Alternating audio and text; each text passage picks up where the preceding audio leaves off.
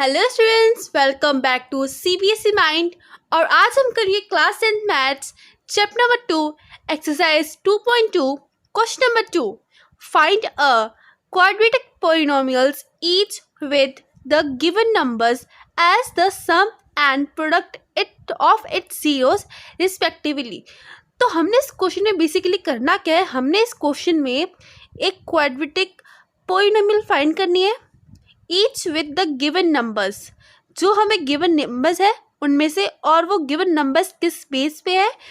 एक तो आपका है सम और आपका सेकंड है प्रोडक्ट, बिकॉज आपको दिया गया है साथ में of its zeros respectively. Means आपका एक इसमें है पहला सम का और दूसरा है आपका सम प्रोडक्ट का।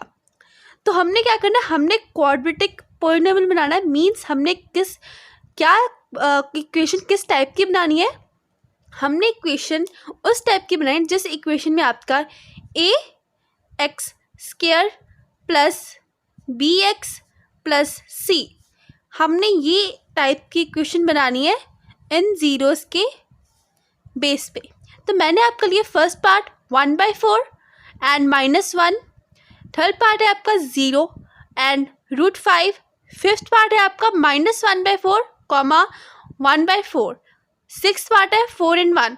तो मैंने आपके इसमें से कुछ पार्ट इसके लिए रिड्यूस किए हैं, बिकॉज मैंने आपके काफ़ी वेरिएशंस नहीं थे ताकि आपको समझ आ जाए, इसके लिए मैंने आपके कुछ पार्ट स्किप किए हैं।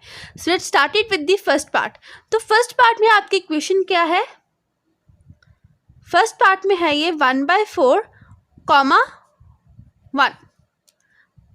तो यहाँ पे आपका पहला 0 है सम का, देन है आपका प्रोडक्ट का। मीन्स आपका सम इज इक्वल टू सम क्या होता है, सम की इक्वेशन क्या होती है, अल्फा प्लस बेटा। ये आपको अल्फा बेटा फाइंड करने हैं और सम इसका क्या है 1/4। अगर हम 1/4 को इसके अकॉर्डिंग लिखें a, b के c इसके बेस पे लिखें तो आपकी अल्फा इंटू बीटा। अगर आपको फॉर्मूला याद है कि minus coefficient of x divided by coefficient of x²। तो यहाँ देखो माइनस कोफिशिएंट ऑफ x, यहाँ पे कोफिशिएंट ऑफ x कौन सा है, x का कोफिशिएंट यहाँ पे b है जनरल इक्वेशन के अकॉर्डिंग। तो यहाँ पे आप लिखोगे सीधा -b, राइट, बिकॉज आपके फॉर्मूला में -b भी है। एंड कोफिशिएंट ऑफ x² का कोफिशिएंट है यहाँ पे जनरल इक्वेशन में a, तो यहाँ आप लिखोगे सीधा a। तो यहाँ से देखो, यहाँ से हमारी वैल्यूज आ गई -b की और a की। तो अब देखो इसमें आपके सम में -b की वैल्यू है 1 और a की वैल्यू है 4। अब हम देखते हैं कि आपका जो प्रोडक्ट है उसकी वैल्यूज कौन सी आएंगी। तो प्रोडक्ट में आपकी वैल्यू आएगी प्रोडक्ट हम किसको लिखते हैं, अल्फा इंटू बेटा को। तो ये कौन सी आएगी, अब ये है आपकी -1 यहाँ पे। एंड अगर हम इसको देखें जनरल इक्वेशन में, यहाँ आपके फॉर्मूला में आपका क्या था, यहाँ पे constant term, right, divide by coefficient of x²। इसका कोफिशिएंट था x² का, तो आपकी कांस्टेंट टर्म थी यहाँ पे c, यहाँ हम लिखेंगे c divide by coefficient of x², यहाँ पे कौन सा था a, तो यहाँ हम लिखेंगे a, राइट। तो यहाँ से देखो आपके c की वैल्यू आ गई यहाँ पे -1, बट आपके a की वैल्यू यहाँ पे कुछ भी नहीं है। तो हमने क्या करना है, इसको आपको साइड पे करके बताती हूँ। देखो यहाँ पे c/a इज इक्वल टू -1, यहाँ पे आपकी 1 की वैल्यू, यहाँ पे देखो a की वैल्यू आपकी दी गई है 4, -b/a में आपकी a की वैल्यू है 4, यहाँ पे आपकी a की वैल्यू आपको गिवन नहीं है, राइट। तो यहाँ पे हम क्या करेंगे, जिससे हमारा -1 भी यही रहे ताकि हमारे प्रोडक्ट में कोई प्रॉब्लम ना आए, हमने इसको क्या करेंगे मल्टीप्लाई कर देंगे 4 डिवाइड बाय 4, और यहाँ पे अज्यूम करना है कि हमने यहाँ पे 1 है, इसके लिए यहाँ पे शो नहीं हो रहा है प्रोडक्ट में। तो अगर हमने मल्टीप्लाई किया तो यहाँ पे पता लगेगा हमें जो हमारा C की वैल्यू आएगी वो आएगी -4 और A की वैल्यू आएगी 4, जिससे हमारा जो दोनों में आपके वेरिएबल्स यहाँ A के जो डिजिट्स हैं वो आपके 4 रहे। तो यहाँ देखो अब आपकी किस किस की एक वैल्यूज़ आ गई। A की वैल्यू आई है हमारी यहाँ पे कितनी 4, यहाँ पे भी 4 है, यहाँ पे भी 4 है, राइट। एंड B की वैल्यू कौन सी आई। अब बहुत से बच्चे कहेंगे कि B की वैल्यू 1 आई। माइनस को तो ये भूल ही जाएंगे, माइनस भी साथ में लगा हुआ था कि नहीं लगा हुआ था, तो यहाँ पे माइनस लगा है, मीन्स B की वैल्यू कौन सी आई, B इज इक्वल टू -1।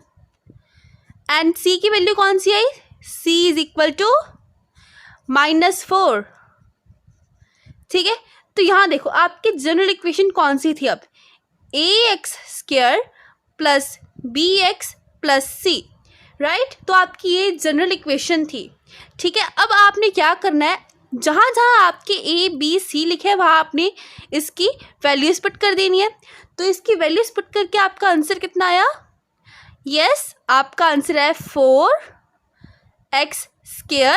यहाँ पे a की वैल्यू पुट करनी है 4, b की वैल्यू यहाँ पे -1 है, plus minus x plus minus because आपका -4 है सी, देन -4। तो आपकी इस क्वेश्चन में 1/4 एंड -1 में आपकी क्वेश्चन क्या आई, 4x² -x -4। सो ये था आपका इस क्वेश्चन का फर्स्ट पार्ट। अब हम करेंगे इस क्वेश्चन का थर्ड पार्ट। उसमें आपके सम की वैल्यू है 0 एंड आपके प्रोडक्ट की वैल्यू है √5। तो देखो अगर हम सम को देखें, यहाँ पे सम क्या होता है आपका अल्फ़ा प्लस बीटा, एंड इसका मैंने आपको 0 बताया, एंड इसका आगे जाके ax का ax² plus bx plus c, इसमें आपका फॉर्मूला था -b/a, जो मैंने आपको पहले इंट्रोड्यूस करवा दिया है। तो यहाँ से आपकी b की वैल्यू आ गई -0, मीन्स आपकी b की वैल्यू कुछ नहीं आई है। एंड a में आपकी वैल्यू है यहाँ पे 1, बिकॉज यहाँ के इसके नीचे डिनोमिनेटर कुछ भी नहीं है, इसका मतलब a की वैल्यू 1 है। ठीक है, अब हम करते हैं इसका सेकेंड पार्ट, जो होगा आपका प्रोडक्ट का। प्रोडक्ट क्या था आपका, अल्फ़ा बेटा। तो यहाँ पे आपकी अल्फ़ा बेटा की क्या वैल्यू है, √5, राइट। देन यहाँ पे आपकी वैल्यू आएगी C/A, जो मैंने आपको सेम पहले इंट्रोड्यूस करवा दी इस क्वेश्चन के स्टार्टिंग में, C/A, राइट। तो यहाँ पे भी इसकी वैल्यू नथिंग 1 है। तो देखो ऊपर भी आपकी a की वैल्यू 1 है एंड आपको नीचे भी a की वैल्यू 1 दी गई, इसका मतलब आपको मल्टीप्लाई करने की कोई ज़रूरत नहीं है।